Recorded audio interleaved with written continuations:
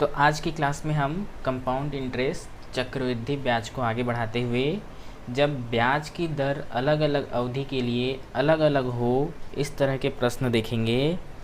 तो देखिए, इस तरह के प्रश्न में हमारा दिया हुआ है कि एक किसान जो है 80,000 रुपये का कर्ज लेता है।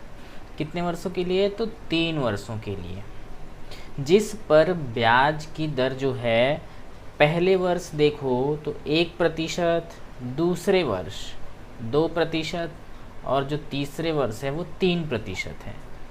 तो हमें ज्ञात क्या करना है कि 3 वर्षों के बाद कितने रुपए वापस करेगा। ठीक है, तो देखिए, तो ये चक्रवृद्धि ब्याज का क्वेश्चन है। तो हम इसमें कैसे निकालेंगे? तो हमने चक्रवृद्धि ब्याज निकालना सीखा था। तो हमारा मूलधन कितना है? 80,000। तो अब पहले वर्ष कितना प्रतिशत ब्याज है? तो 1%। तो 80,000 का 1% निकाले तो कितना होगा? 800।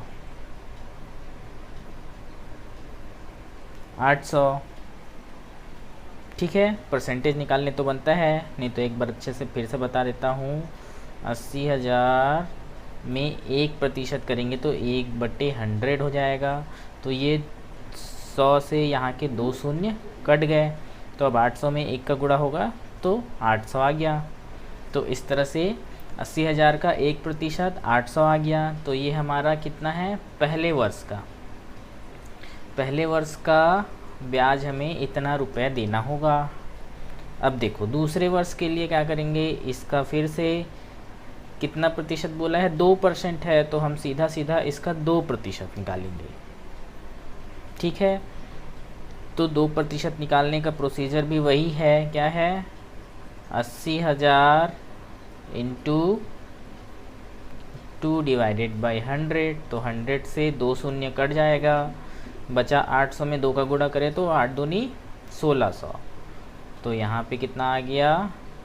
1600। अब हमें दूसरे वर्ष क्या है, क्योंकि एक चक्रवृद्धि ब्याज है तो इस पहले वर्ष जितना ब्याज लगा है इसका भी हमें 2% निकालना होगा। तो इसमें ऐड करेंगे इसका भी 2%, तो इसका 2% कितना आ जाएगा? तो देखो, 800 का 2% निकालना है तो 2 डिवाइडेड बाई 100, 100 से 2 शून्य कट गया, तो 8 दूनी कितना हो गया? 16। तो यहाँ पे कितना आ जाएगा? 16। तो देखो, ये दूसरे वर्ष का था। दूसरे वर्ष का हमारा टोटल कितना हो जाएगा? यहाँ पे कर दे तो 1616। तो ये है दूसरे वर्ष का। अब देखो, तीसरे वर्ष में हमारा क्या है? दर 3% बढ़ गया। तो अब इसका हम क्या निकालेंगे? 3%। तो 3% कितना हो जाएगा? 8 या 24, तो 2400 रुपये प्लस। अब क्या करेंगे हम? अब ये तो इसके लिए 2% था, तो अब इस पहले वर्ष के जितना ब्याज मिला है इसका 3% निकालेंगे। तो 800 का हमारा 3% क्या हो जाएगा? 800 का 3%, तो 2 शून्य से 2 शून्य कैंसिल, तो 8 तिया 24। ठीक है, तो अब ये पहले वर्ष के ब्याज पे हमारा तो 3% था, वो निकल गया। अब दूसरे वर्ष के ब्याज में हम या तो इन दोनों में अलग अलग निकालें या तो इसमें हम एक साथ निकाल सकते हैं। तो प्लस, तो चलो एक साथ ही निकाल देते हैं। तो 1616 में 3% निकालना है तो 2 शून्य। तो 2 शून्य को काटने के लिए क्या करना पड़ेगा? यहाँ पे बीच में दशमलव 2 ठो लगा देते हैं। तो चलिए अब 3 का गुणा कर देते हैं। तो कितना आ जाएगा? यहाँ पे 6 तिया 18 के 8, हासिल लाए 1, 3 एकम 3 और 1 4, फिर 6 तिया 18 की 8, हासिल लाए 1, 3 एकम 3 और 1 4, तो 48.48। तो इसके जगह पे लिख देते हैं 48.48। ठीक है, तो ये निकल गया हमारा क्या? तीसरे वर्ष का। तो तीसरे वर्ष का टोटल कितना हो जाएगा? टोटल इसको जोड़ दो, तो चलिए जोड़ देते हैं इसको, तो कितना आएगा हमारा, दशमलव के बाद 48 तो रहेगा ही। तो ये 8 4 12 की 2 हासिल आए 1 4 1 5 और 2 7, यहाँ पे 0 है।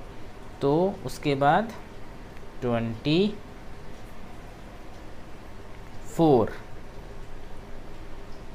तो कितना हो गया ये 2472.48 पैसे। तो ये हमारा तीसरे वर्ष का ब्याज होगा। तीसरे वर्ष का ब्याज निकल गया 3% पे। तो अब अगर हमें बोला है कि ज्ञात करें 3 वर्षों के बाद टोटल वो कितने रुपए वापस करेगा, तो हम क्या करेंगे, ये तीसरे वर्ष का है और ये जो है दूसरे वर्ष का है और ये क्या है, पहले वर्ष का है। तो इन तीनों को जोड़ दिया जाता है, तो कितना हो जाएगा, चलिए जोड़ देते हैं, 1616 और ये कितना है 800। तो तीनों को जोड़ दो, तो दशमलव के बाद इधर 0 0, तो ये हो जाएगा 8, ये 48, तो 6 2 8 7 और 1 8 8 6 14 14 4 18 की 8 हासिल आई 1 2 और 1 3 और 1 4, कितना आ गया 4888.48 पैसे। तो ये 3 वर्षों का कुल ये ब्याज है। तो वापस कितना करेगा वो ये बोला है, तो हम ब्याज में इस मूलधन को भी जोड़ेंगे, तो वो हमारा क्या बन जाएगा, मिश्र धन। तो टोटल वो कितना रुपए वापस करेगा वो पता चल जाएगा। तो चलिए यहीं पे इसको जोड़ देते हैं, तो कितना आया ये 4488.48। तो 80,000 में इसको जोड़ देंगे, तो दशमलव के बाद 48 तो रहेगा ही, इस 8 का 8 8 का 8 4 और ये 4, तो ये कितना हो गया 84। तो 84,488 रुपये 3 साल के बाद हमारा जो किसान है वो इतने रुपए वापस करेगा।